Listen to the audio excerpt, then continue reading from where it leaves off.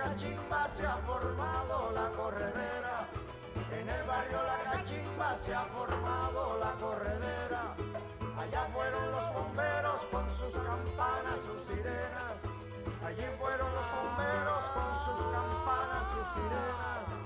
Ay, mamá, ¿qué pasó? Ay, mamá, ¿qué pasó?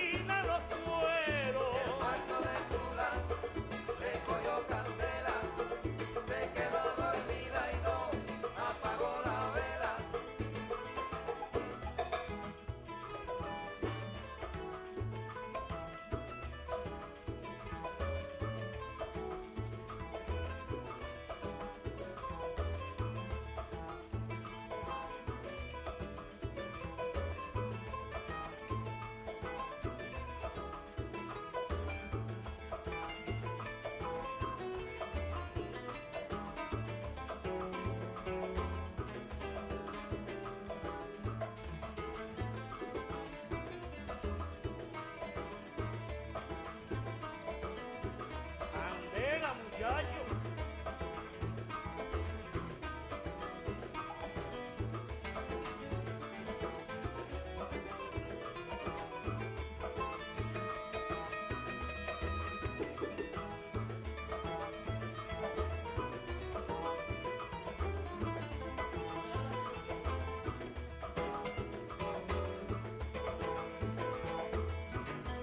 Se volvió loco, Barbarito. Hay que ingresarlo.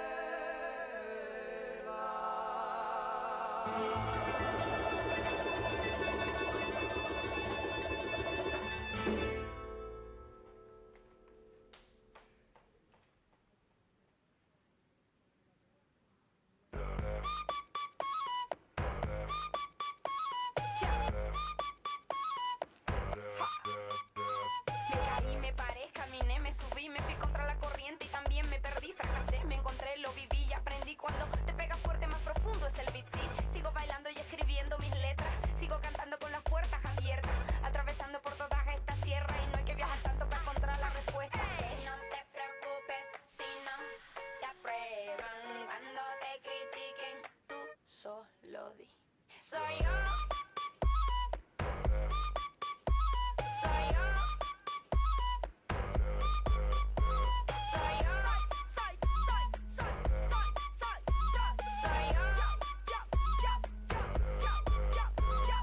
Sigo caminando, sigo riendo, hago lo que quiera, muero en el intento. A nadie le importa lo que estoy haciendo, lo único que importa es lo que está por dentro. A mí me gusta estar en la arena, bañarme en el mar sin razón, sin problema. Estar sentada sin hacer nada, mirando de lejos y estar relajada. No te preocupes si no te aprueban, cuando te critiquen, tú solo di. Soy yo. Soy yo. Soy yo. Soy yo.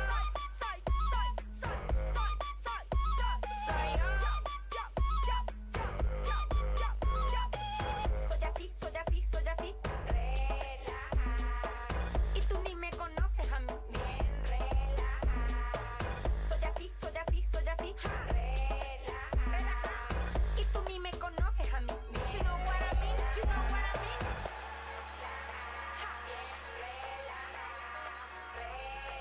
Sí, papá. Que no te preocupes si no te aprueban, cuando te critiquen, tú solo di. Soy yo. Soy yo. Soy yo. Soy yo.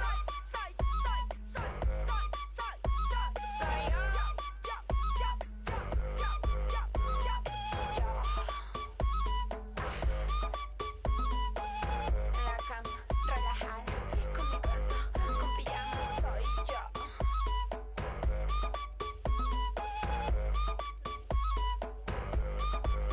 Así soy yo.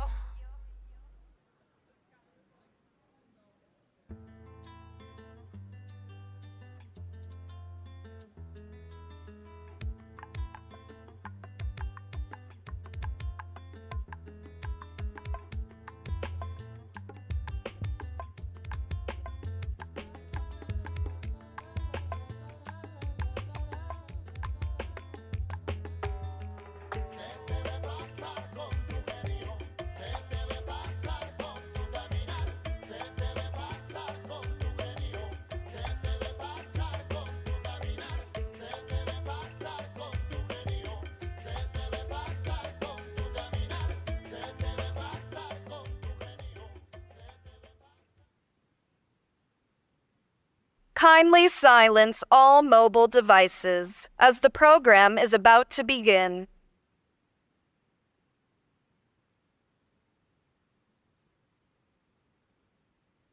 The story of our startup is pre-solve and post-solve. Welcome to Solve at MIT. Our mission is to drive innovation to solve world challenges. We find the most promising innovators that are using technology to solve the problems of their community and of the world. Terjimly is the world's most accessible translator and interpreter service. At OM Gyno, we focus on sexual and reproductive health in the Middle East, where it is quite conservative. Earth Enable is a social enterprise with the mission of making living conditions healthier and more dignified for rural families across the world. Country like India, over 70% of schools do not have computers. That's where we come in. The global nature of the problems we're dealing with are so big that no single institution or industry or country can deal with them all on their own. This is not just about finding the innovators, but about pairing them with the organizations that will help them scale. The network of MIT Solve is so powerful. Access that they have to creative thinkers all over the world. They're coming up with innovations that are informed by their communities, but are also taking advantage of the most amazing opportunities of technology. It's an incredibly exciting time. This is where you drive innovation. This is where you build technology solutions for the future. Solve made me feel like part of a global platform that I would have never reached from where I come from. It has helped us think bigger, and bolder. Solve is the world we all want. Solve is the best of humanity. Solve is a powerhouse.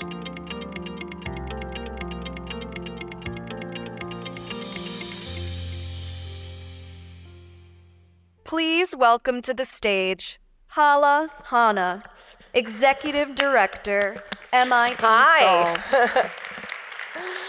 What an amazing day so far. It's amazing to hear how much progress the solvers have made since the selection in September. And the real moment of magic is actually in the serendipity, these little human connections when it works and it sparks. I think human connection is actually at the heart of so much of what we do. So let's smoothly transition to a plenary about artificial connection. We're going to talk about AI. Today's AI models offer stunning capabilities at very low efforts for users, with implications we haven't begun to understand. These models are built on a messy history of moving too fast, making things up with undue confidence, and operating in legal gray areas. Seriously, who wants to piss off Scarlett Johansson? These models are also trained with data that only represents a tiny portion of the world. It's like the world is being narrated by far too few people. It also means it only reflects where we have been and not necessarily where we want to go. At Solve, we are asking, how do we use AI systems to help us build a more stable, fair, delightful world? And more specifically, how do we use AI to build a more equitable approach to philanthropy and to tackling global challenges?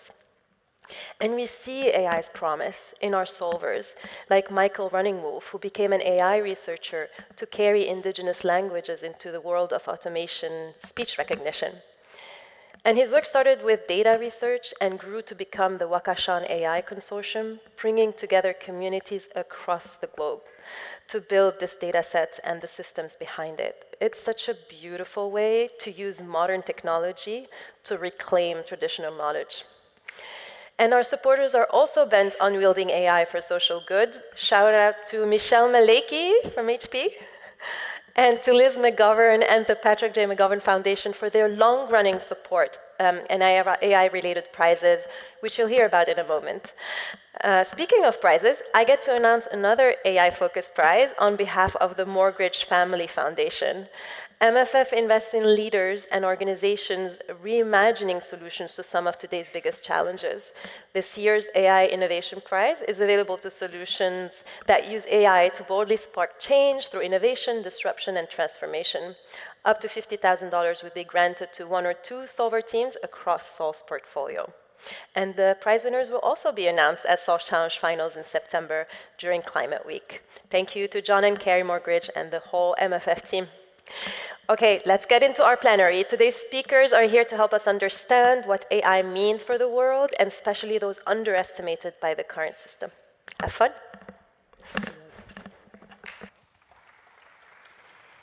And now, please welcome Seth Dobrin, CEO, Quantum AI, and founder and general partner, One Infinity Ventures, and moderator, Naima Raza, journalist and host of the podcast, Mixed Signals. Hi. Hi, everyone. Thanks for being here. My pleasure. This session is called Humans at the Center. But lately it seems like it's technology at the center of everything. And to the extent that there are humans at the center, it's like, what humans, right? Which humans? So I'm very excited. So let's start with you, what human, because you used to be, or you were leading AI efforts at IBM. Yep. So what does that look like? Are you best friends with Watson? Yeah, best friends with Watson.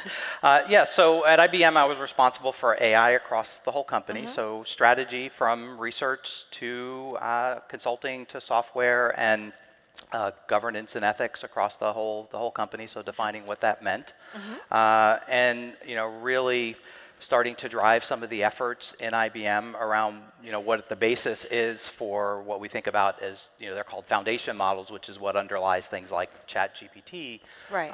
And so really driving some of what this technology is, starting all the way back in 2017, that we see today. And so Really getting into how do we use this technology, how do we develop this technology, and things like that, and how do we, to the point about the topic here, how do we make sure that humans are core to that, which involves a few things. It's number one, making sure the data is secured in a way that is respectful of humans. Of course. I want to get into the other two things too, but before we get some news that's happening right now, because it seems that we're either in an epicenter of it or in a kind of deja vu period where OpenAI, obviously the leading company in the space right now, has just seen yet another employee depart today, Gretchen Kruger. So this is following the departures of John Leake and Ilya Sutskever, sorry. And this has been a debate that's been playing out for a while now, a couple years now, really since ChatGPT came out, but also since November of last year in the press, at least watching the kind of football of Sam Altman's job and the kind of fight between the Excel and decel movement. So explain where we are, how you look at that. How do you look at what's happening there, and what does it tell you about how safety is or isn't going to be valued in this next phase of? Yeah, I think the conversation actually goes back a year further. I think the conversation actually goes back to November of 2022 when the technology was originally released to the public. And so if you look at November 2022, up until the moment that ChatGPT was released to where your grandmother or your children could use it, there was this rigorous application process that you had to go through to get access to it, including what you were going to do to make sure that the technology was used safely. And it took weeks to get approved, and it was this long process. And you had to explain how you were going to mitigate some of the challenges that were known.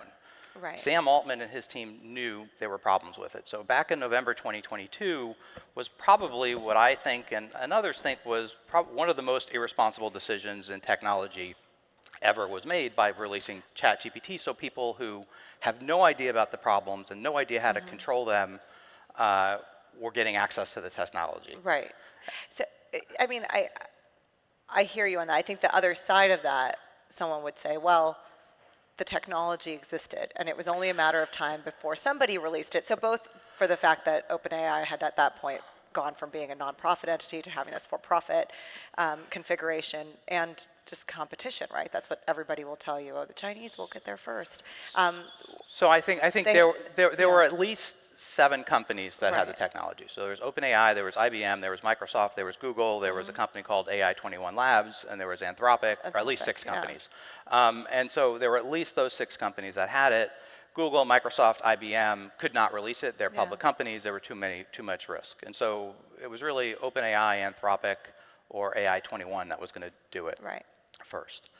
But I think there were ways that it could have been done more appropriately, where you weren't going to release it in a chat bot necessarily that anyone could have done it. So I think there are ways. What do we do now, though? I agree with you. I don't disagree with you, I should say, that there were ways that it could have been done better. That's certainly the case. But now we are where we are. And it seems like it's an inflection point where the big companies are now salivating to be in this experience. So I agree 100%. The cat's out of the bag. But the question was, getting to where we are, how did we get here today with kind of safeties kind of thrown to the wind? And so I think safety got thrown to the wind November 2022 when they released it, when Sam Altman and his team decided to release it. And we started seeing indications that was happening. So he went in front of Congress about 6 months later and the EU and said, we need regulation. Okay, well, you should have talked about that in November before you released it. A little bit disingenuous. And so, okay, then you come 6 months later. There were some issues going on behind the scenes that we are not privy to, where that something was going on where the board didn't think they were concerned about his commercial interest or the pace of investment. We are still not. The reporting will continue to come out. I think it will come out faster. I think it'll come out faster now that there's some anonymous sources that may surface that have probably inside knowledge. But where do we go from here? Like, what does this tell you about where development is going? Because I think the history is interesting, but more interesting is what does it mean that they're kind of that these individuals are choosing to leave? How does this human exodus. So there's human exodus, and the human exodus, I think, and I don't know any of these people personally, so I don't have any inside scoop. So so there's people leaving, and there's news that the teams that they were serving on are getting outside of ILIA. There's the safety teams are getting disbanded. Right. And so so that's an issue moving forward. And so I think there's two ways that they could be approaching this, and I hope what's happening is these safety teams are actually getting embedded into the other teams, and it's not just being thrown by the wayside. And so if you look at what's happening at Anthropic, the way Anthropic works is that the safety is actually, they have what's called constitutional AI, where safety is actually embedded in how the models are trained. Right. And so everything that happens in Anthropic is done with their constitutional AI. So everything that's trained is trained with guardrails. Right. And so hopefully, OpenAI is doing something like this. They haven't given any indication. Right. But that's, in my mind, that's the direction that the industry should go. And the other direction is the industry should start moving away, in my mind, from these massive, I don't think they will, but in these massive general purpose models, because that's not what the technology was designed for in the first place. That's what caused the problems. It's not what the technology was designed for. And really, it's a toy. That's not what the value is for, for companies, even for individuals. It's small, more focused models that are actually developed to solve a problem. Right. So you just launched a safety AI fund. Correct. How much money is in it? $500 million. $500 million. And what will you be? Would you have invested in OpenAI or Anthropic? It sounds like you would have chosen Anthropic. I would have chosen Anthropic. And what will you be looking for in this, kind of the founders or the founding teams or the commitments?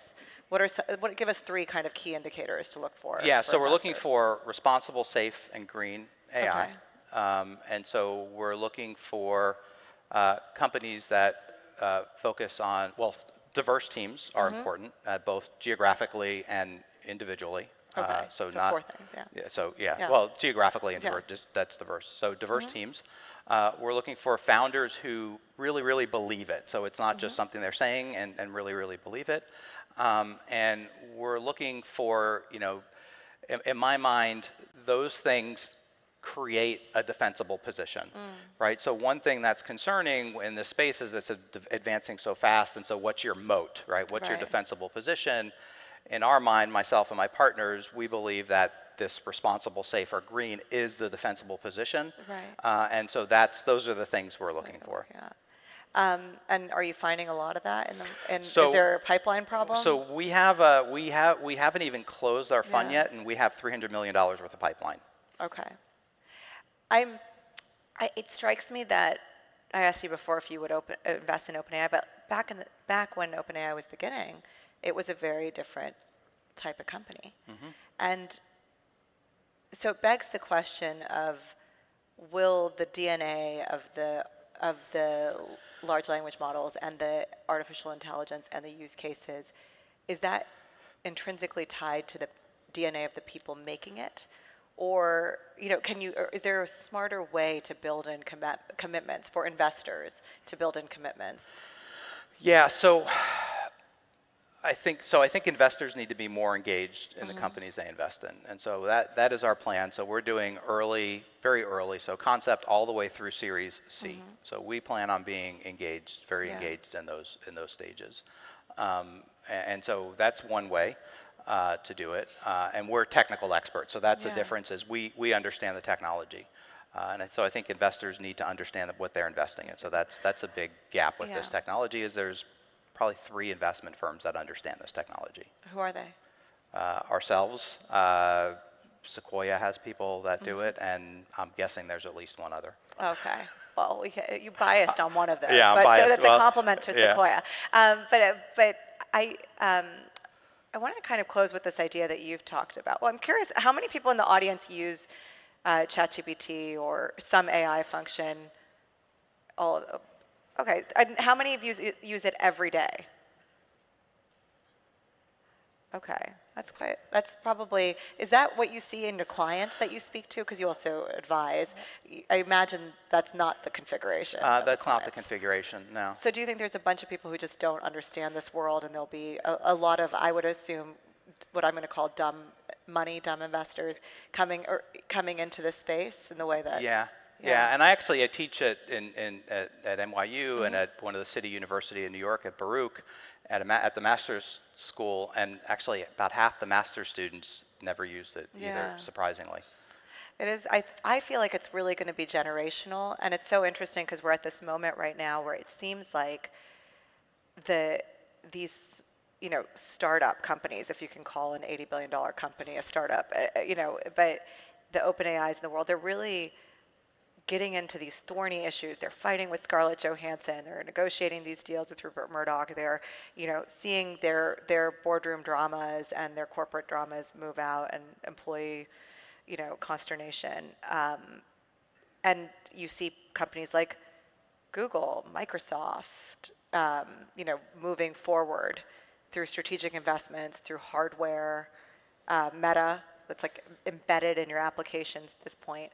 So it strikes me as like we're gonna either at the end of this next phase see one of those two models work out. The kind of, or like the big companies are gonna swoop in, or the smaller companies you're gonna see a rise of kind of Anthropics and others that come up. Who do you think is gonna control the future? So I think there's this challenge. So I think all these companies are too big, and so I think if you look back to when Amazon started, right? These companies are all too big. That was the problem with cloud. Microsoft, IBM, were all too big. That's why Google and Amazon came up.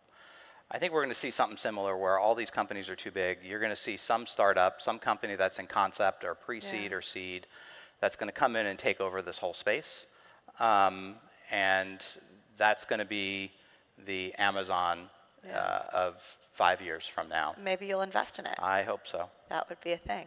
All right. Maybe it'll come out of Solve. Yeah, great. Maybe you'll be one of you guys. Thank you so much. I think we're out of time. I don't know if we have questions or no questions. Do we have audience questions? All right. I think we're out of time. Thank you very much. So much. Thanks, Dad.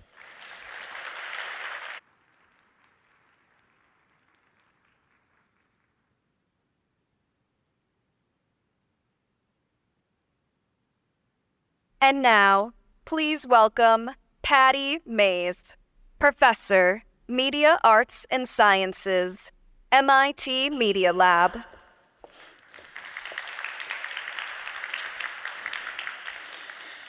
Good afternoon, everyone. 35 years ago, I finished my PhD in artificial intelligence back when I could still know everybody in the field when I went to the conferences. And I quickly moved to MIT, what was then called the AI Lab, because that was, of course, then and still now the place to be if you wanted to be at the center of all of these AI developments. But I quickly became a little bit disillusioned by this goal that AI researchers have. That was really the goal put forward by the originator of the idea of AI, namely Alan Turing. The goal of AI back then and still now is primarily to match or surpass human intelligence and people in performance. And the vision of a lot of these AI developers, OpenAI, etc., is that AI basically will take our jobs so that we can go play golf, do art, music, etc. And they believe that that is actually a better world than one where we focus on people and augment people instead of building machines that can surpass us. So I moved after a couple of years of being a postdoc at the AI lab to the media lab at MIT still as a professor. to focus on this alternate vision of intelligence augmentation, where we try to use the same technologies, the same machine learning technologies, to support human performance and to help people become smarter, better, healthier, etc., happier. I'm especially interested in using all of these technologies to support critical human skills that a lot of people may struggle with, and that prevent a lot of people from really being basically at their optimal performance. Things like memory, critical thinking, motivation, behavior change, effective communication, and more. So I'll give you a little bit of a sneak preview of the types of things that I've been working on at MIT for the last many decades. A lot of our focus is on memory augmentation, for example, as you'll see in this video. So Memoro is basically a wearable AI system that augments your memory by acting as your personal ChatGPT that literally is trained on what it hears and that can help you remember any facts in the moment. We're especially interested in the aging population. I'm an investment banker from Trade Investments. Oh, and what do you do there? So we invest in biotech startups that help with rare diseases, but you should reach out if you're interested. Thank you, I will. Oh wait, what was his name again? Robert.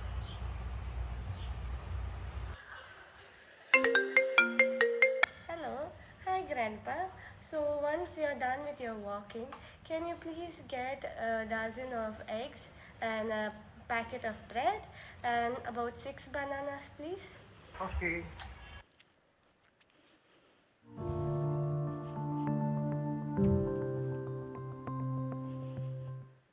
I have taken bread and eggs.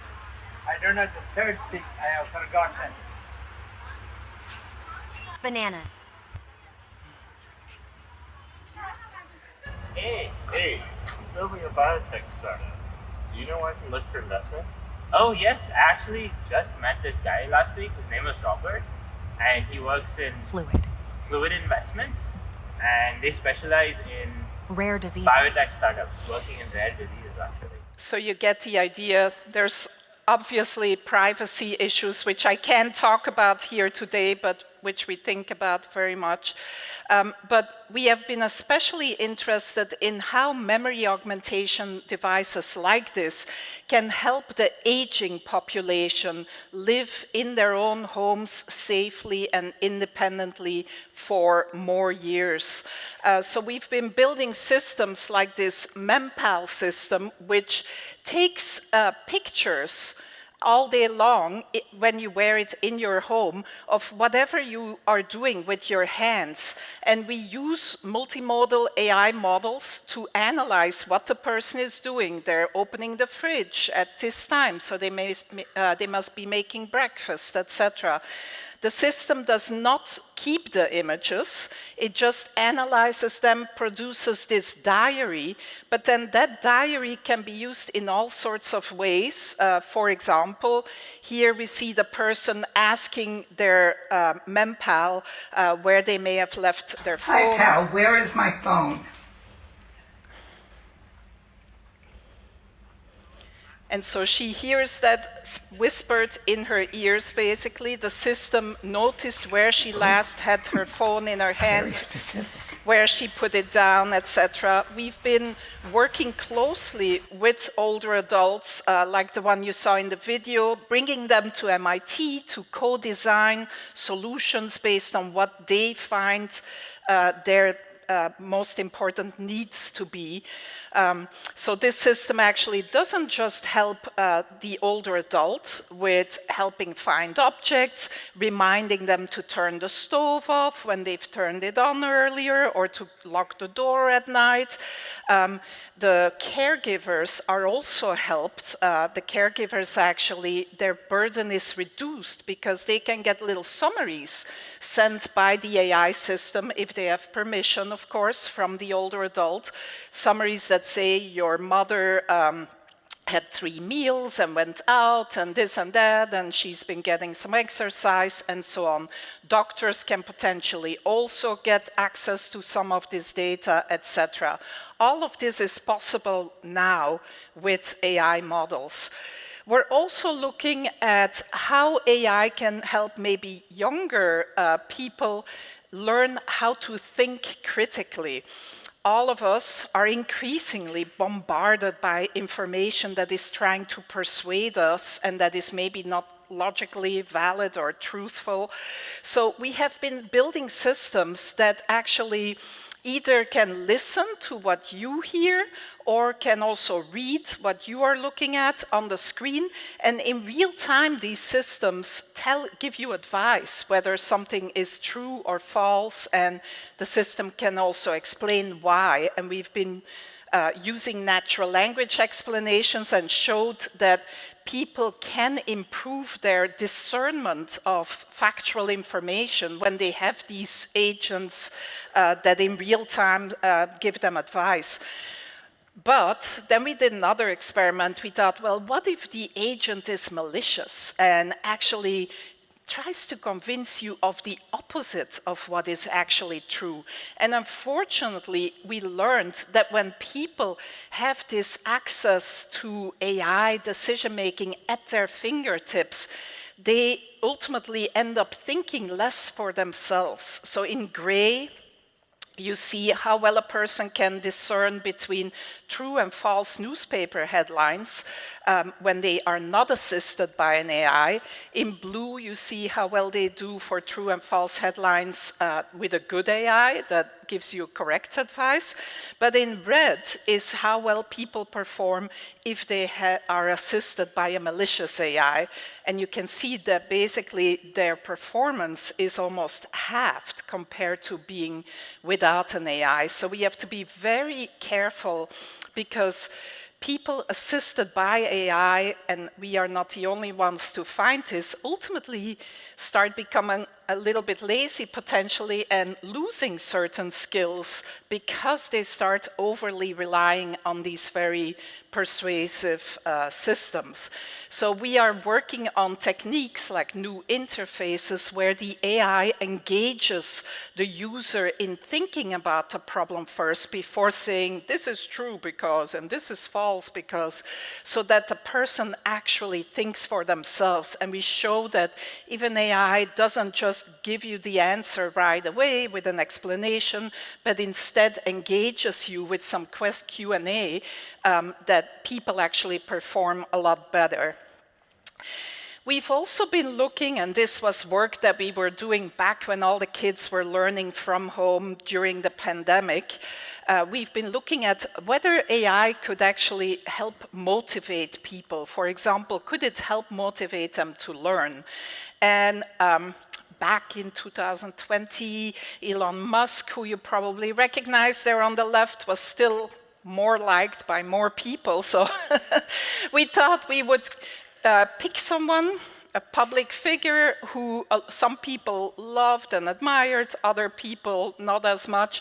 And we wanted to see if we have this deep fake of Elon Musk. We told people, by the way, this is a deep fake. It's not a real Elon Musk. So we created this deep fake, told them it was a deep fake, and we had Elon Musk and then this non-existing character teach a lesson, just like we were all, or the kids were all learning during COVID. The lesson was about vaccines, by the way. The soundtrack was the exact same for this non-existing deepfake and for deepfake Elon Musk. And what we learned is that depending on whether people admired Elon Musk, they wanted to learn more about the topic. They thought the instructor was a great instructor, etc. It made a significant statistical difference, basically, in all the outcomes, in that people were much more motivated to learn, etc., if they actually had Elon Musk and they liked Elon Musk. So there's a lot of interesting research that can be done in sort of the subtleties of how people react emotionally, psychologically, socially to these systems that really speak our language, basically, and seem very human-like. We've also been looking at, can AI help motivate behavior change? This is actually one of the toughest problems out there. Can we help people change their behavior for the better? And we've been working with some psychologists, Hal Hirschfield from UCLA, looking at future continuity is sort of the technical name of the area. As you all know, when a certain decision has consequences in the future, we tend to not sort of think as much about these consequences, like maybe all of you went for cookies in the break today, and you don't immediately feel the weight or the increased in blood pressure or whatever. It comes 30 years later. So people often have trouble sort of changing their behavior for more sustainable behavior when there is this sort of discontinuity between taking the action and when the effects, the negative effects occur. Of course, that's very much the case for global warming as well. So we thought, can we actually use AI to help people think more or be more future-oriented? And we built this system that where you can upload a picture of yourself and you can tell the system what your goals are, what your life is like. You answer a couple of questions, and then the system creates an older version of you, not just a picture, but also a chatbot that you can talk to about what your future might be like if you do X, Y, and Z. So, for example, in this case, the young lady said, I think I want to become a biology teacher in an inner city. I want to have a family, a couple of kids, etc. And she can talk to a simulated future self about what it's like to be a biology teacher. What are the good things and the bad things, etc. How is her financial situation, etc. And all of that really helps make that future more tangible. And what we showed together with Hal Hirschfield is that this changes people's behavior, basically. They become more future-oriented because that future has become more real to them. We're also doing things like helping people with difficult communications using AI. We have a system where you can create a conversation partner and model them after, say, your boss or your parents or a colleague that you disagree with. You give the system some information about the other person, and it simulates that person and how they would respond to you given a particular difficult conversation, whether it's a conversation about getting a raise or a certain decision that you agree on, disagree on, etc. So you can rehearse your conversations in advance with AI models to then better perform in the actual conversation. We've been using this, for example, to help LGBTQ young people come out to their parents, and just published a paper about that. So I would argue that, as we heard in the previous panel as well, AI is here to stay, but I hope that I'm convincing a couple of you solvers to not sort of work towards this vision of AI that surpasses and replaces us, but rather put people at the center and design for augmentation to really help support people, especially the most vulnerable, in ultimately becoming the person that they would like to be. Thank you.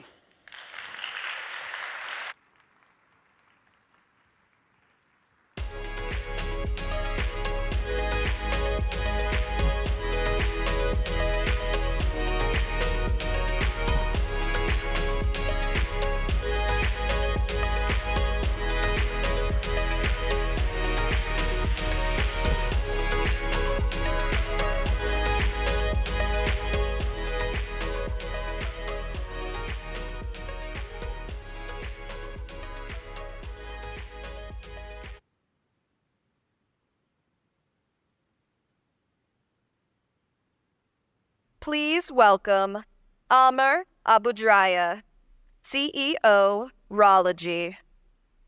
Gitanjali Rao, UNICEF Youth Advocate, Young Innovator, and Founder, Vervient Foundation. And moderator, Michelle Malecki, Global Head of Social Impact, HP.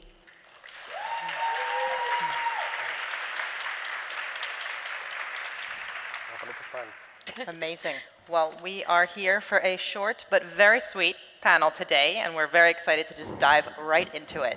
So with that, I'd love to just start already with you, Amr, if I can. You have an amazing amount of work going on at Rology, providing telemedicine services and thinking about x-rays, other radiology and solutions. And so I wonder if you could just start by telling us, what does that look like in practice? And what is the role of AI, especially following that amazing presentation, in your work and making it work? Yeah, thank you, Gina, for the invitation. Thank you, Solve, also for the opportunity. And yeah, great applause for all solvers here. So we, in Rology, we solve the problem of the severe shortage and the misutilization of radiologists.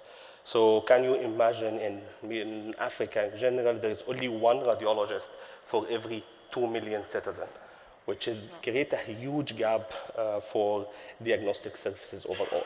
So we build a zero setup cost platform, which is literally affordable and available for every single hospital, wherever this hospital is, to integrate the radiology machines with our platform and to have the final diagnostic report in something like 30 minutes without any kind of infrastructure or integrations or something like this. Amazing. And I mean, that statistic is so powerful in terms of the number of people that need to be reached and that now can be, thanks to what you're working on. Can you also just elaborate a little about what brought you into this work? Yeah, actually, during my last startup, I have been in the health tech since 2006. And then I used to do hospital information system and hospital medical electronic record and so on and so forth. So we figured out that diagnostics in general is a cognate store for every single hospital. And there is a huge problem when it comes to diagnostic, when it comes to lab tests and radiology and so on and so forth. So we start to figure out how we can solve such a problem for all of the radiology departments in general. Amazing, thank you. And Gitanjali, who I've learned is a Time Kid of the Year a few years ago, and I'm so excited. My team won Social Impact Team of the Year, so we had some commonalities there. But let's talk about the 10,000 different things that you are doing. And among many projects, you've actually recently established Kindly. Yeah. Can you just talk to us a little bit about that and how did that come out? Yeah, absolutely. Well, first of all, thank you for the opportunity to be here. Usually on that side of the stage, so this is really exciting for me. But again, an honor to be here among both of you as well. Like, such inspiring people with such incredible missions. I think first and foremost, it's very important to address this huge issue of digital cyberbullying, mainly because it can take so many different forms in today's day and age. And a lot of times it happens without any real reason, which makes it even scarier. Recognizing that problem, and also on top of that, facing a lot of those challenges very early on, I would say in my childhood, but I'm in fact 18. But facing those challenges, I think a big thing that I recognized is there needed to be some sort of solution, and we need to build upon existing solutions to be able to address this widespread issue of cyberbullying, especially when you're hiding behind a screen. So my whole concept was I wanted to develop a tool called Kindly, which started out as a prototype, but is now a UNICEF digital public good, which I'm very, very excited about, as an anti-cyberbullying solution, and it's the first one using artificial intelligence, specifically machine learning, which is a very broad term as well, but even more specifically, natural language processing and understanding. And the goal is it's built on this self-learning algorithm. So it's always updated on the latest slangs, trends, memes, emojis, everything that's out there today. And the really, really cool part about it is that on the Kindly landing page, anyone can go in and contribute their own words and phrases in response to prompts to train the engine. And I think today we have about 700 inputs through UNICEF, outside of UNICEF as well. And a cool thing about Kindly, and I think my favorite part about it, is it's built as an API, which means it can be invoked onto a variety of different front ends. Today it's available on Instagram, Snapchat, Twitter, and G Suite, Discord, Slack, and in the next couple of years will be on other social media that we know and love, TikTok. But, Amazing. But yeah, that's a little bit about Kindly. Amazing. And so this is a call to action as well for those in the room, those watching, right? do. To engage with Kindly, go in and leave comments as you're saying. We're going to double that number that you just shared after go this leave me convening. in comments. Go leave me in comments and train the algorithm. Amazing. And so back to you, Amar, if I can. Your organization, Rology, started in Egypt. You've now scaled not only to Kenya, but as we were just talking, a whole host of other countries as well. And so I want to know, it's a jump, obviously, on so many different levels. Can you talk a little bit about what has that meant in terms of how have you needed to adjust your data, thinking about the different ways maybe you've practiced or reached with new groups? Can you talk us through that, please? Yeah, actually, thank you for this question. We started in Egypt because this is the most market we know, and we have been based there, and so on and so forth. But once we reached a good level of maturity from a technology perspective, from an operation perspective, and also from medical operation perspective also as well, we start to think we need to go global even. So we need to start from somewhere. So it was extremely obvious for us that the whole idea has been started from the problem. So it was very obvious to us that we need to follow where is the pain is the most. So we started to build like an Excel sheet, including literally every single country around the globe, and starting to analyze the pain from this country perspective. So it reached up that we have top 20 countries when it comes to where is the pain is the most.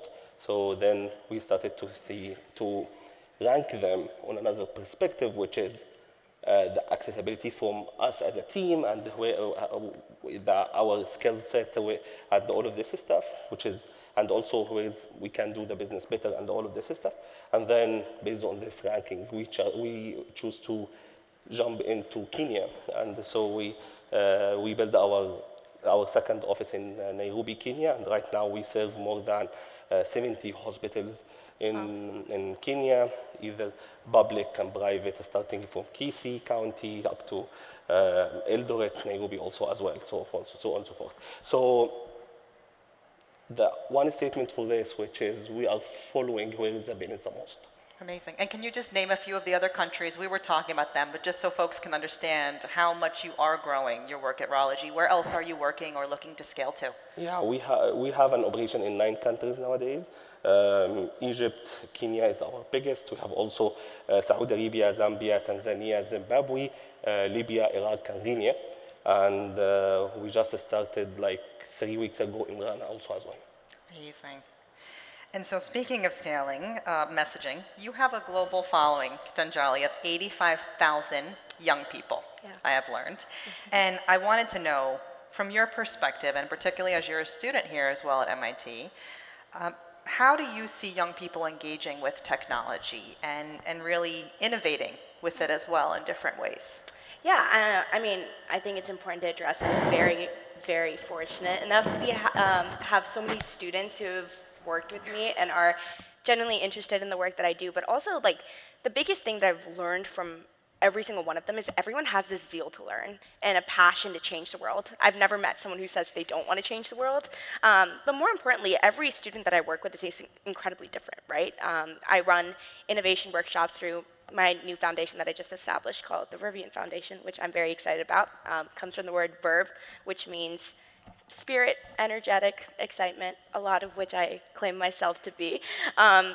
But more importantly, I think the real goal behind it was to look at how we're going to establish innovation as a very regular part of early education and curriculum. And I could sit here and do another 20-minute panel about why the current education system needs to go, because it took us years and years and a global pandemic to even consider going online. And I think one big issue, we talked a lot about AI yesterday in this panel as well. I think a little bit of what we need to do is walk before we run.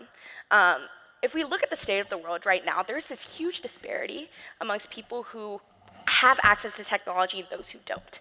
And what we need to focus on is providing internet access, educational resources to those students who have ideas, new, unique perspectives, but don't know where to start and haven't met their potential yet. And that's a little bit about what I'm doing and what I'm trying to kind of get across as well. And so in addition to these workshops, I've had the opportunity to fundraise to start maker spaces in third world countries as well as schools in places in Africa. Some of those countries that you named, some of my favorites are in the Kakuma refugee camp in Kenya. And I think another big thing to mention is, again, I was talking about this earlier, but people think and learn very, very differently. A girl that I'm working with in Afghanistan innovates and thinks very, very differently than a little boy in a refugee camp, right?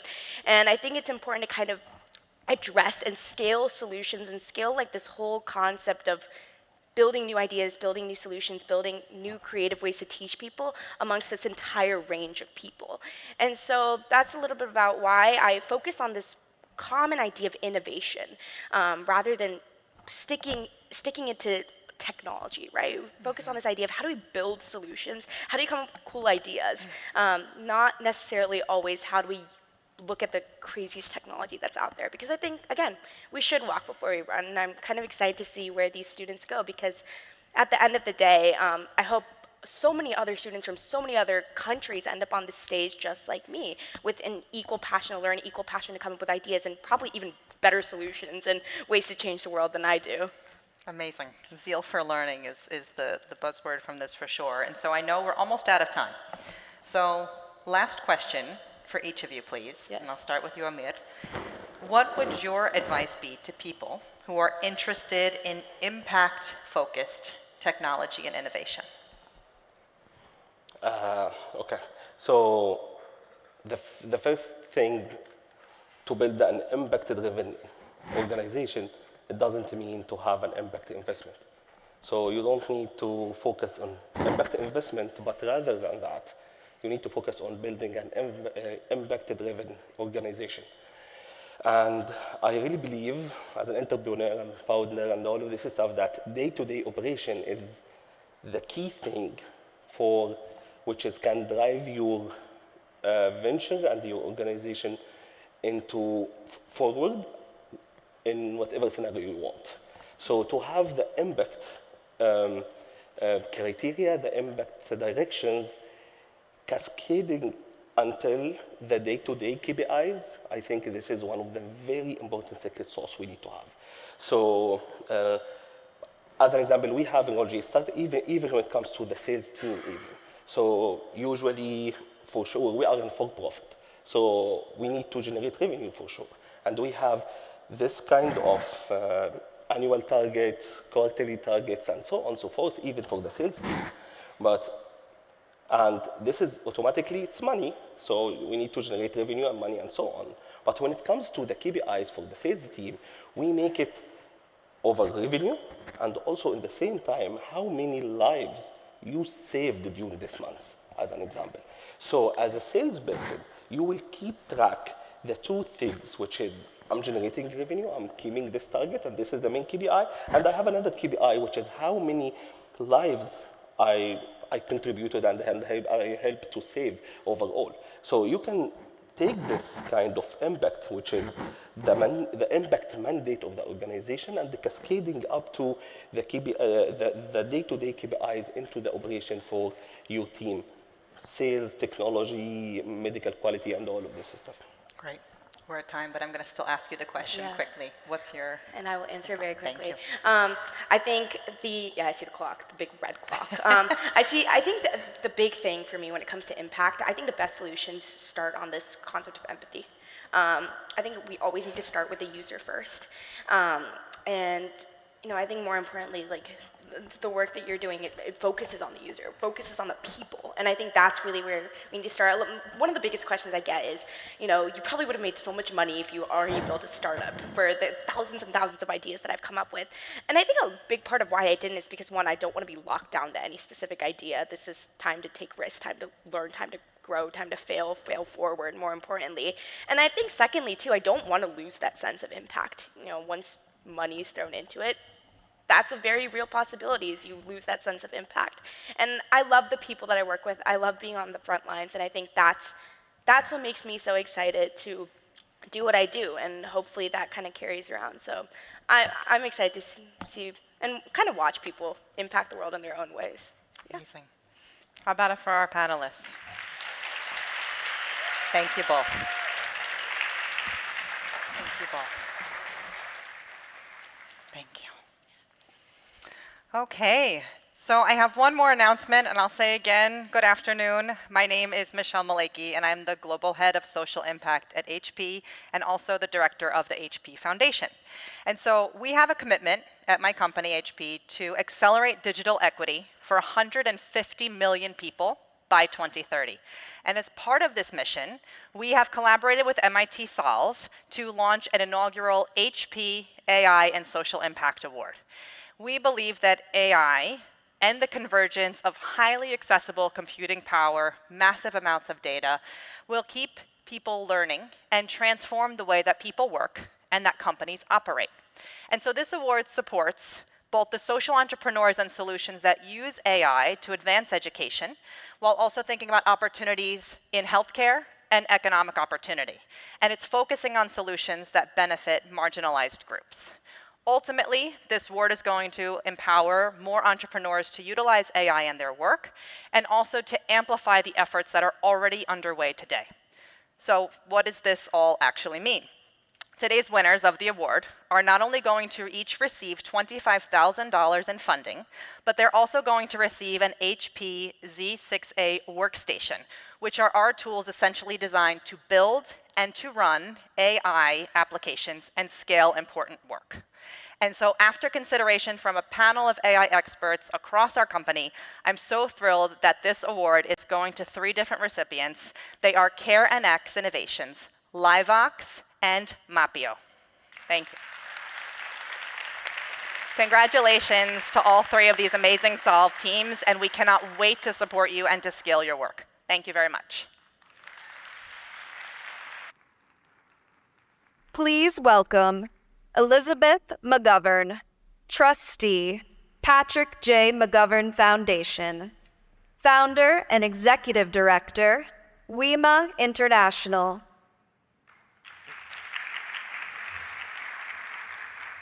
Good afternoon, and thank you all for being here. My name is Liz McGovern, and I serve as a trustee of the Patrick J. McGovern Foundation, a global philanthropy committed to advancing AI and data science to create a more thriving, equitable, and sustainable world. Through our collaboration with MIT Solve, we have championed visionary social entrepreneurs who are harnessing the power of AI by establishing the AI for Humanity Prize. At the September 2023 Solve Challenge Finals, we had the privilege of awarding $100,000 in prize money across 4 Solver teams. Today, I am thrilled to share that we'll be extending our support with an additional $50,000 on follow-on funding to GNYPWD Accessible Connect.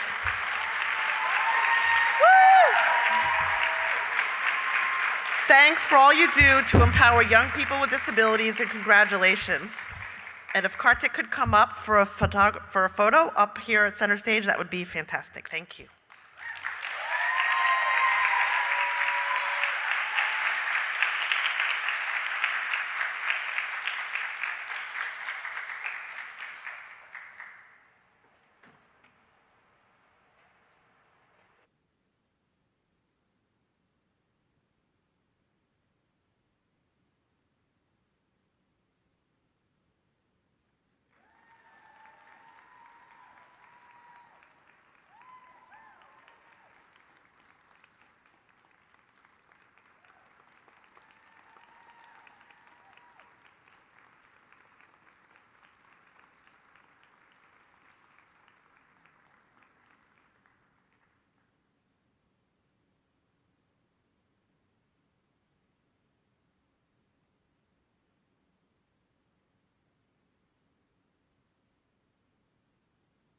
Please welcome Smita Sharma, photojournalist and TED Fellow.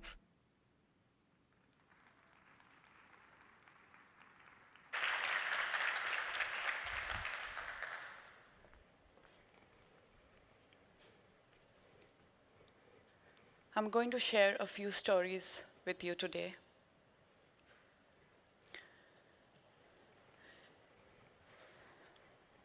The stories might not be very pleasant to see. I must warn you beforehand.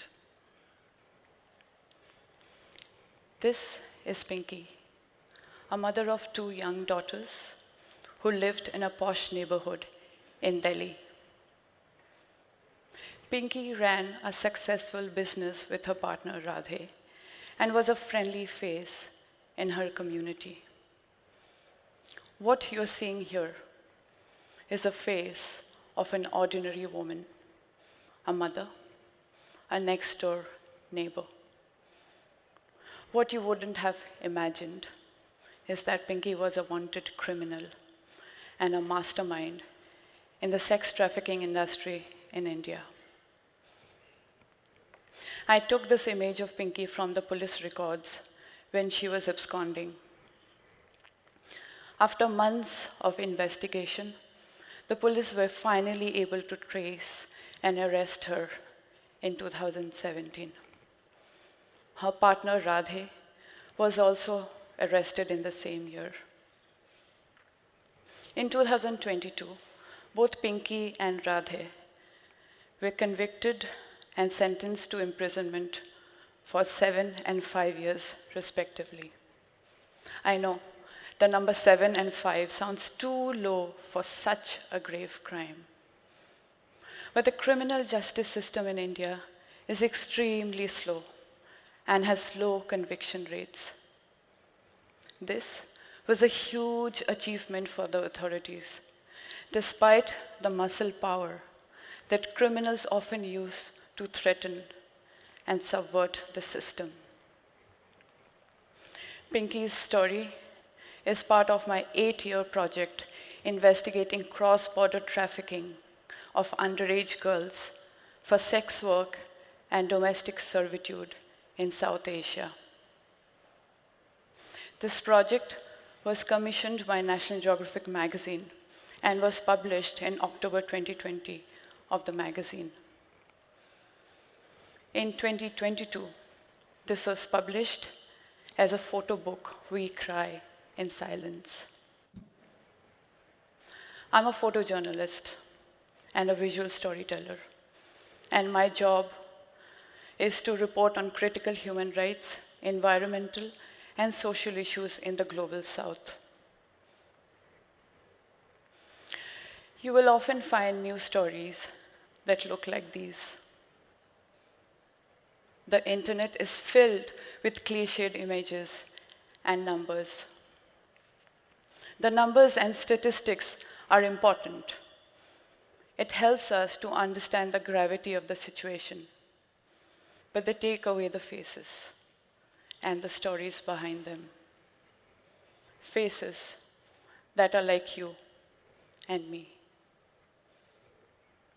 Stories help us to humanize these problems, and my job is to show them through visual storytelling. A few years ago, I went to the Central African Republic on assignment for Human Rights Watch to document the lives of women who were kept as sex slaves and where rape was used as a weapon of war. This is Angela with her child. Angela's parents and husband were killed in front of her, and she was captured and taken by the militia. During her captivity, she was raped by multiple militiamen and tortured. The rape continued even after she got pregnant. 9 months later, she was lucky enough to escape and then gave birth to her child. Her relatives rejected her and blamed her for having a child without a father. After her initial hesitance, Angela accepted her child and grew to love him. When this report came out, it embarrassed the local government and helped pay attention to violence against women in the country. While working on another project called Not My Shame, documenting sexual violence in India, I got the news of a young girl being attacked by 3 men. The attempt to gang rape her was a failure because Shama, as we named her, fought back. Unable to bear the humiliation and defeat, the men dragged her into the kitchen and poured kerosene to immolate her. Her mother, who was on the terrace, heard her screams and came running down to find her daughter burned in flames.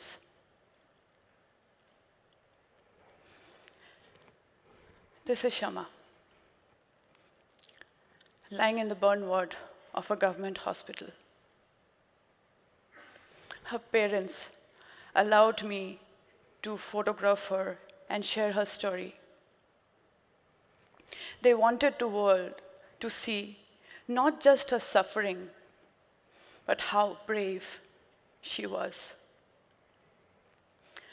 Unfortunately, Shama succumbed to her injuries and died a few days later, leaving her family in despair and shock.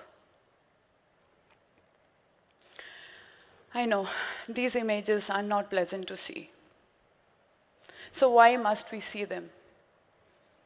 Why should we bear witness to such heinous stories? Because these images and stories matter. They bring us closer to the people and empathize with them. They help to shape our perspectives and help us to emote and understand people's lives. Acknowledgement is the first step to work towards a solution.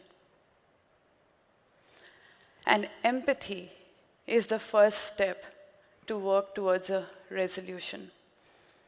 I hope you'll show your empathy towards various people and various issues that we have been speaking about now and also in the future. Thank you.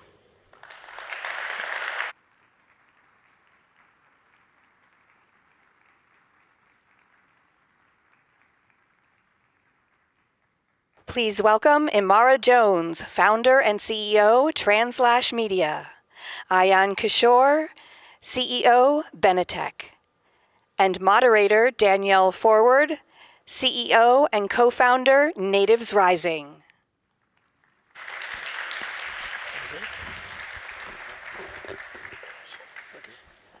Hi, everyone. I'm Danielle Forward, CEO and co-founder of Natives Rising. We economically empower Indigenous people with careers in technology and entrepreneurship, and we're also inspiring the next generation of Indigenous women in STEM with AI workshops and community. And with that said, I'm super excited to talk to these other leaders that are mediating their communities with technology as well. So I'd love to start with Imara. Imara, your tagline at Translash is telling trans stories to save trans lives. I hope the audience is aware of how much both misrepresentation and direct hate show up online and in person. What does Translash focus on as an antidote or alternative, and how do you change the conversation? I think we say that because it's a fact that trans people and trans communities are roughly just around 1% of the population on a good day. And what's fascinating is that if you look at the political conversation about trans people, the cultural conversation about trans people, the education conversation around trans people, you would think that trans people were 80% of the population. There's an outsized obsession that's just not matched by the numbers. Yeah. And I think that one of the reasons why is because so much of the fear of the unknown that comes at a time of tremendous technological change needs to find an expression for people. And so many people have directed that anxiety about a great many things, the use of technology to make kids trans, which is absurd, and all these other things, onto this small group of people. And the smallness actually counterintuitively drives the obsession.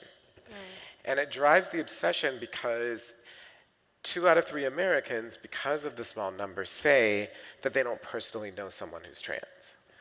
And so within the gap between what people know and what they think is where ignorance comes in, and is the space that's filled by fear and by hate. And we know from the past that whether we like it or not, the bottom line is that most stories about trans people, given the history of trans people in the United States and elsewhere, those stories are transphobic. And so that means that in the absence of knowledge, in the absence of language, in the absence of reality, what gets filled in those gaps at this time of anxiety are these transphobic stories that amplify these other fears. So what that means is that we have to find other ways, we have to find other technologies, quite frankly, of bridging that gap. And that's where storytelling comes in. Because in order to know your story, given the range of media that we now have, I don't have to personally know you, right? I just have to be able to personally access your story. And therefore, that means that what is an anecdote to the ignorance, what is an anecdote to the fear, what can be a force multiplier in terms of knowing us and connecting us are stories, and stories that we tell by using technology. Gosh, that's such a beautiful statement, and in the Indigenous community also representing a very small number at times. That's right. I have found a lot of solidarity and inspiration from the trans community as well, being the only one that they know that's Indigenous, or they don't know anyone that's Indigenous. And yeah, storytelling has been so profound, and I'd love to learn more from you on that. And there's so many people who are Indigenous and trans. Yes, right? yes, absolutely. Such an even smaller number. Ayan, Benetech provides learning content for a broad spectrum of people, particularly those with disabilities. Can you give us an example of what that looks like in practice? Yeah, sure. So, I think it's best to start here by imagining if you're a student at MIT. You all don't need to imagine that. And say you have a disability, right? So say you have severe low vision, or you have neurodivergence, such as dyslexia. And the way you could read is by being able to hear content, or be able to manipulate the text of the content to have it in large font, etc. Right? So if you're in a class, say you're in a psychology class, or that amazing professor from the media lab in their class, and they assigned you a reading and a textbook, your peers are going to be able to go buy the book at the bookstore or go to the library and get the book. But if you're a student with a disability, to be able to consume that, maybe the first place you turn to is your disability support office, right? And you go there, and they will try to go get the digital book of it and convert it into an accessible format. If you can't find a digital book, they have to literally buy the book and scan it page by page. And it's been a week, and your class is back up, and you've not had a chance to read.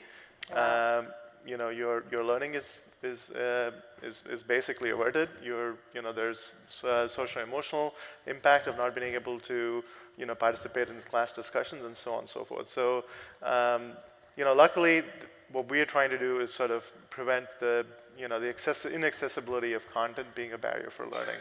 So, and we realize that disability is a spectrum. So for different learners and different reasons, truly all of us have learning differences. But being able to take a book and be available at the time you need it, along with your peers is what we try to solve. So right now, in fact, if you go to the Disability Support Office, one of the services they will actually recommend you to is Bookshare, which is our platform. So you can go into Bookshare, you're highly likely to find the book.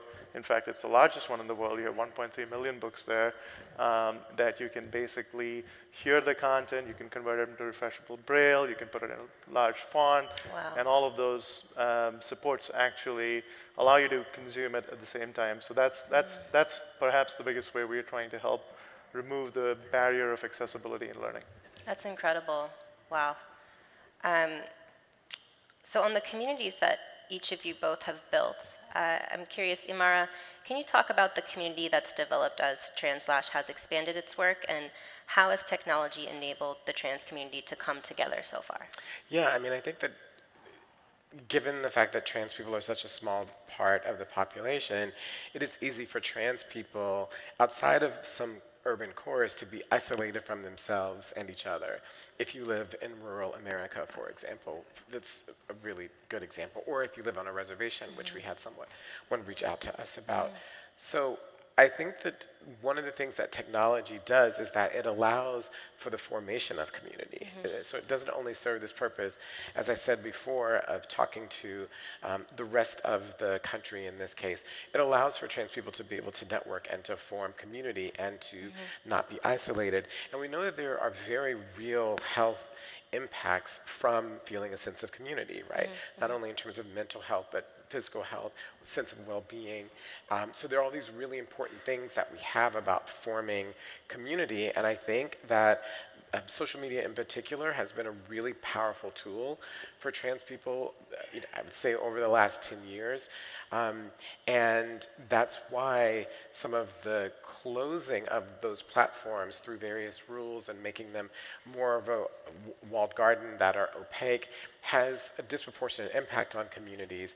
And it's also one of the things that we have to think about as we move forward with AI. It's one of the things that we're beginning to think about as an organization, which is, how can a technology that basically works off of large data sets as its ability to be able to form and be effective, how, when you have such a small group of people where there is not a lot of data, and where a lot of the data and the stories and the language that are used are quite frankly toxic, what is the best way to make sure that that technology doesn't become weaponized, doesn't become an impediment towards some of the things that we're talking about?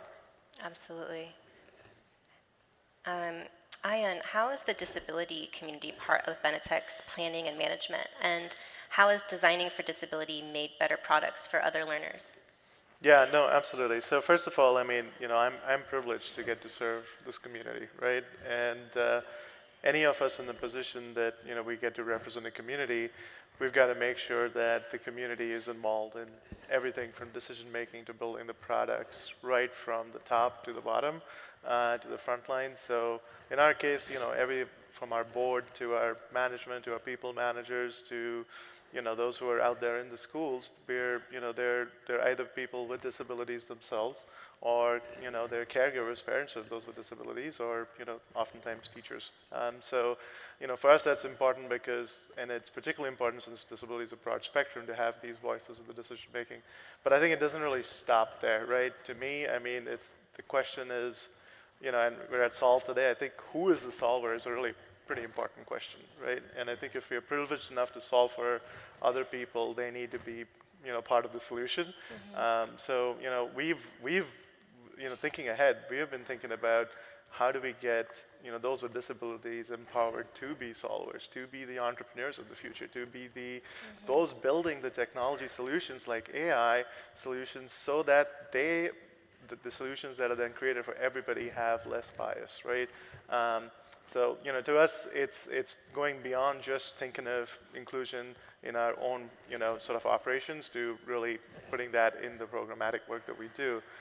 And so one of the areas that I am really excited about that we've been doing is, trying to really nurture, and you mentioned that you've been working on STEM for indigenous learners and people. For me, this is the same thing with the disabilities, right? We have a huge issue in that those with disabilities do not learn STEM subjects beyond a certain age, but generally in middle school. And as STEM jobs grow in the future, the chances of employment is reducing for those with disabilities. So we're trying to stem that inequity by really working on AI solutions to be able to make STEM content accessible. And we're thankful, you heard from the Patrick J. McGovern Foundation. They, along with General Motors, have basically allowed us to build solutions so you can take math content, you can take chemistry content, and suddenly images like graphs or equations become accessible output. And the great thing is an accessible book is not just helpful for those who have disabilities, right? Like I was saying, everybody has a learning difference. Sometimes, I just like to hear, and that's how I consume sometimes much better. In fact, and there's so much data and science around, the fact that if you're able to have ability to manipulate typography, which as a designer at some point I was like, no, I like the way things are designed, but providing that into the hands of learners and consumers, we find actually the largest gains are those who are the most prolific readers actually by able to manipulate typography. It helps them. So these are not only those with disabilities. So those sorts of accommodations help everybody. And then I think more broadly, inclusion. And inclusive design helps everybody, right? An inclusive classroom is not just helpful for those with disabilities, it actually helps others. If you are designing a product that is, designing for the extremes, these are not edge cases. If you build your product to be more universally designed, you are actually creating a better product. And I think that's what excites me every day, the work we do in designing these solutions. And I think I put that out as a challenge for everyone, is when you are designing, try to make your product as universal as possible. Yeah, that's wonderful, and I love that we can both share the background in product design. One of my favorite pieces of inspiration when designing for differently abled communities is your classic dip in the sidewalk so that the wheelchairs can go down the sidewalk to cross the street. Yeah. And you'll see all these moms and dads with their strollers using it, or unhoused folks with shopping carts. And all these new use cases start emerging that maybe the people that originally designed the sidewalk didn't anticipate, but it's just one strong example of designing for differently abled folks and how a lot of people might actually benefit from the same design. Exactly. This is a question for both of you. We can start with Imara. How do new technologies help you meet your goals? Whether that's enabling your community to do something or mitigating a risk or opportunity. I think that for us, the more that we can reach people in a faster way, it's just better, like when you're in media and when you can tell stories. So I think that we're always looking for technology that will allow us to do that. And that's kind of I'd say the North Star for us that's really, really, really important. At the same time, one of the things that, we saw this in an earlier piece, that you don't want to become overly reliant on certain forms of technology. One, because over-reliance on anything always creates a vulnerability. It just does. And secondly, with regards to new tools that are being developing, over-reliance actually could make it harder for us to use judgment, cognitive discernment, other things that are really important within a journalist organization, right? They can't be a stand-in for those things. And so I think that that's the balance that we constantly are working on and we're thinking about. The other thing that happens is technology is a wave that never stands still. So what we were doing, how we were doing it a year or two ago will change, especially with regards to some of the things that we're talking about. how we engage and use AI a year from now is going to be totally different than 3 years from now. It's going to be totally different than 5 years from now. And that's also why we're very cognizant of making sure that we try to cover as many forms of technology, legacy forms of technology, and new forms of technology as possible in order to be able to reach the most people that we can, and also as a hedge against the instability of the newly emergent things. I really fear for people who become over-reliant on new forms of anything, because that can set up a vulnerability. If you were the company that's putting them forth, no, that's a huge opportunity. But as a user, as consumers, as people who are using these tools, I think we have to use a lot of judgment. Thank you. And Ion, what would be your response? And I can read the question again. No, it's good. I mean, look, so there are some real risks when it comes to new technologies, and I'm going to zoom into AI. Particularly for marginalized communities, underserved communities, and that's why we're having this conversation, right? So the way those with disabilities are portrayed, those with disabilities use, for example, in the classroom today, students with disabilities are using ChatGPT and LLMs much more than their peers, but they are more at risk of actually having their data compromised, and what that really might mean. They are more at risk of being disciplined. So there are some real challenges, right, we have with it, but the opportunities are immense. And I tend to be an optimistic, but have a good, healthy dose of pessimism. AI is literally changing today what technology, how we can enable those with disabilities, right? Like what glasses did for me as low vision, so that I can live in this, and be having a complete meaningful existence without even thinking about what would have been a physical impediment for me, is what I think AI and digital tools are doing, right? So you can pick up your phone and point it at something, and it will tell you what it is, right? Thanks to LLMs, right? In learning, you're able to get more personalized content, and for us, we are looking at how do you take a reading material and make it at the instantaneously at the appropriate reading level and reading style for a learner, right? And what that might do for those with learning differences. I think that text to speech and speech to text, which a lot of us just rely on now, those are sound very much human-like, which is huge, because that used to be a huge barrier for consuming content, particularly for younger learners. There are some challenges, like we read in the news today about whose voices they are and all of that, and those do need to be solved, right? But so I think I'm really optimistic. I think this is a watershed moment. I think we need to appropriately and ethically move those solutions to actually serve the communities, and have those with the communities involved in sort of designing those solutions. And from Benetech's standpoint, we are on this mission to use AI to eradicate inaccessibility, and I think that's what is exciting to us. So all of you should really be thinking about how do we use these tools and technologies in a way that is meaningful for the communities we serve, and there is immense opportunity. Thank you both so much. Both of you are so inspiring, and I could talk to you forever, which is probably why we're a little bit over time, because I'm so interested in the work that you do. Thank you both seriously for everything you do for your communities, Amara and Ayan. Thank you so much. Thank you.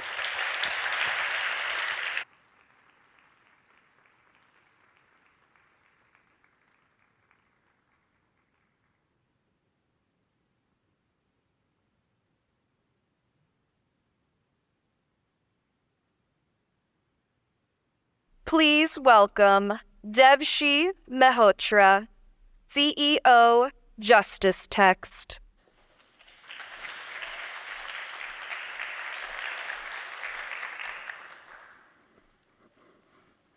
In 2015, I left my hometown to attend school in Chicago. As I settled in, I grew to fall in love with the city, its history, and its people.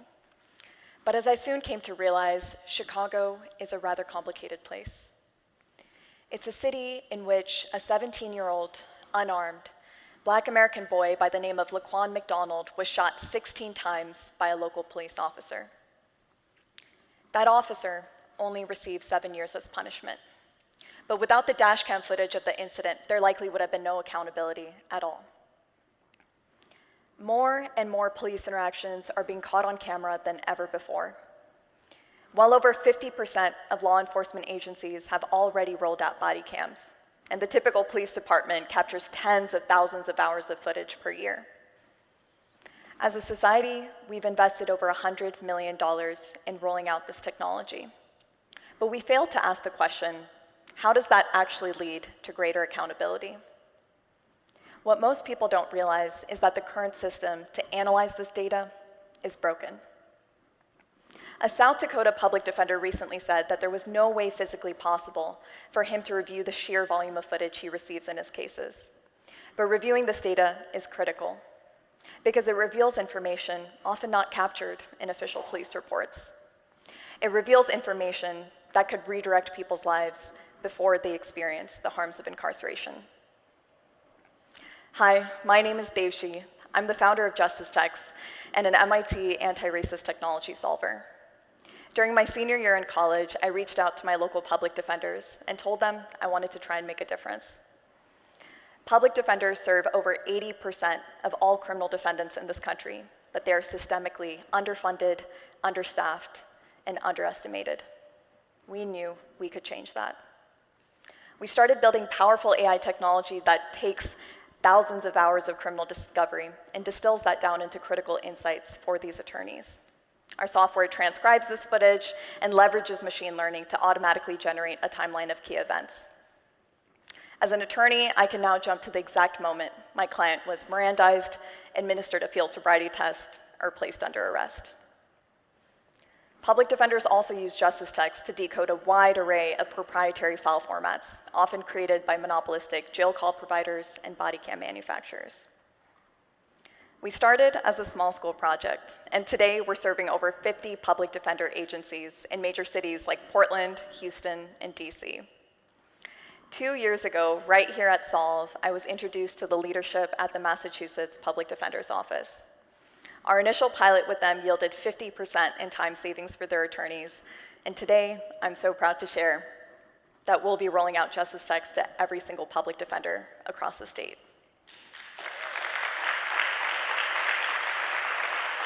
Thank you. Since the start of last year, we've processed over 30,000 hours of footage on our platform, which have been used to dismiss charges and reduce sentences for countless defendants. Here's one example.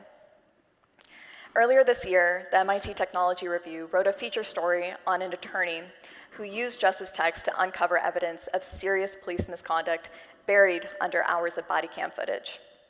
Upon reviewing the evidence, the county judge not only dismissed the case outright, but she actually ruled that the local police department's body cam policy was unconstitutional.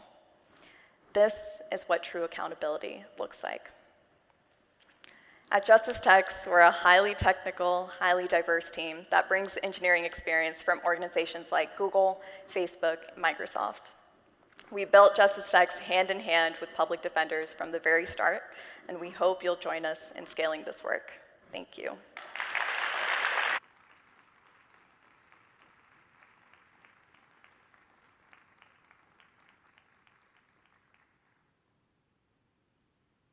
And now, please welcome back to the stage, Hala Hana, Executive Director, MIT Solved. Oh, that was amazing. I love listening to that. Thank you, Devshi. And I do want to give a shout out to Smita. I think there's so much tragedy that is streaming through our phones today that it's understandable to want to look away. And I really appreciate Smita's reminder about why it's important to bear witness. All right, this was a great dive into AI, into all the ways that technology can serve us better as communities, as people, as wanting to get better as society. So thank you for all of that. Now, this is the end of our program, but I really hope this is not the end of all of our work together, because if, like us, you want to drive innovation to solve world challenges, and like us, you want to find, fund, and scale the best solutions, let's work together. There are so many ways to do so. Launch a prize, fund impactful programs, directly invest in our solvers, and you can also run your own challenge to address a particular area of impact. As always, this work is not done alone. So No, this is the thank you part. But please stick around because we have so many amazing people to thank. Each person in this room being here, contributing to the tapestry of connection and advice and inspiration. Thank you to MIT's leadership and its amazing community of students and faculty and staff, and my steering committee, the provost, Cindy Barnhart, Eric Grimson, Alfred Ironside, and Glenn Shore. I want to thank all of our supporters who have believed in our work and who have committed to it. GSR Foundation, Mortgage Family Foundation, the Sony Corporation of America, HP, the Patrick J. McGovern Foundation, Tiger Global Impact Ventures, and many more. Behind each of these names are amazing humans that really care. Thank you also for our Solve Innovation Future Leadership Circle members, and a very special thank you to our Solve advisors. Now, solvers and innovators, I could applaud you all day, every day, but we're going to give it one more time. I want to just thank you for your empathy, your grit, all the work that you're doing. You make the world better. This marks the end of your program with Solve. Once a solver, always a solver. And last, but never least, a huge, massive thank you to my amazing Solve staff. I love you guys.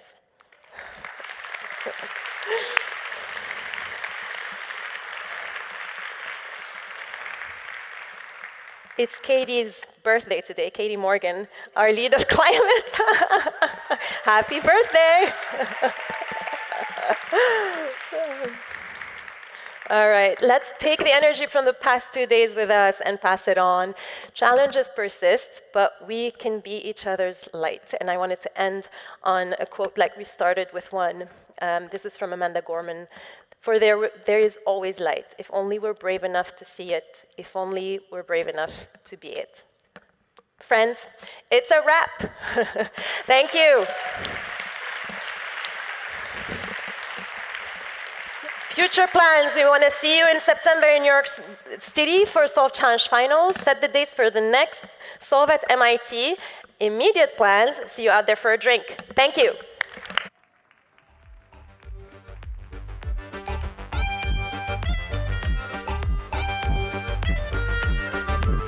Tengo 3 días.